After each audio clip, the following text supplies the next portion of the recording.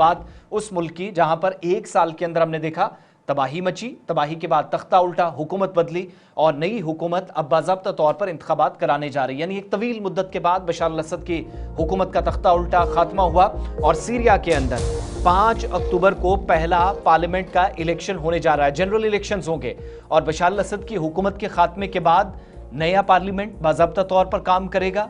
रियासती इदारे दोबारा मजबूत करने की हुकूमत के मुताबिक, या जो अबूरी हुकूमत इस वक्त अहमद अश-शर्राह की काम कर रही है, वो कोशिश करेंगे और नई पार्लियामेंट का मकसद मुआशी पॉलिसियों में इस्लाहात लाना होगा। सीरिया के अंदर ये बड़ी अनाउंसमेंट हुई है और शाम की जो higher committee for elections of people's assembly है, उसने ऐलान कर दिया है कि अवामी असम्बली के अरकान के लिए वोटिंग 5 अक्टूबर के तमाम इंतखाबी अजला में होगी।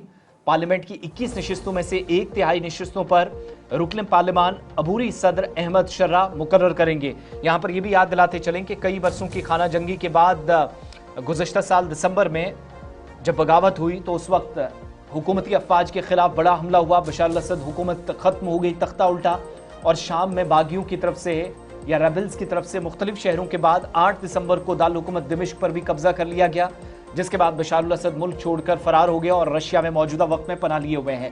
बशार अल-असद के मुल्क से फरार होने के बाद जो बागी ग्रुप था तहरीर शाम मलिशिया, इसके सरबरा अबू मोहम्मद अल-जुलानी या अहमद अश-शर्राह, जिन्होंने अपने बयान में कहा कि पुरअमन इंतकाल इक़्तिदार तक साबिक वज़ीर-ए-आज़म मोहम्मद गाज़ी अल-जलाली तमाम रियासती इदारों को चलाएंगे। उनके साथ वो भी काम कर रहे हैं, मुलाकातें कर रहे थे, यहाँ तक कि अमेरिका समेत मुतअद्दिद जो मगरबी ममालिक हैं उनके साथ ताल्लुकात बेहतर करने की बात हुई।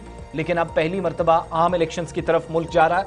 ये सारी सूरत हाल उस वक्त बन रही है जब फ़लस्तीन के हवाले से भी काफ़ी पेशरफ्त हो रही है, काफ़ी बात की जा रही है। बहरहाल अगले महीने या चंद दिनों के बाद 10 से 12 दिनों का वक्त है, इसमें तमाम तैयारियां इलेक्टोरल प्रोसेस के लिए की जाएंगी। 5 अक्टूबर को बाज़ाब्ता तौर पर अरकान पार्लियामेंट के लिए वोटिंग का अमल पूरे दिन जारी रखा जाएगा।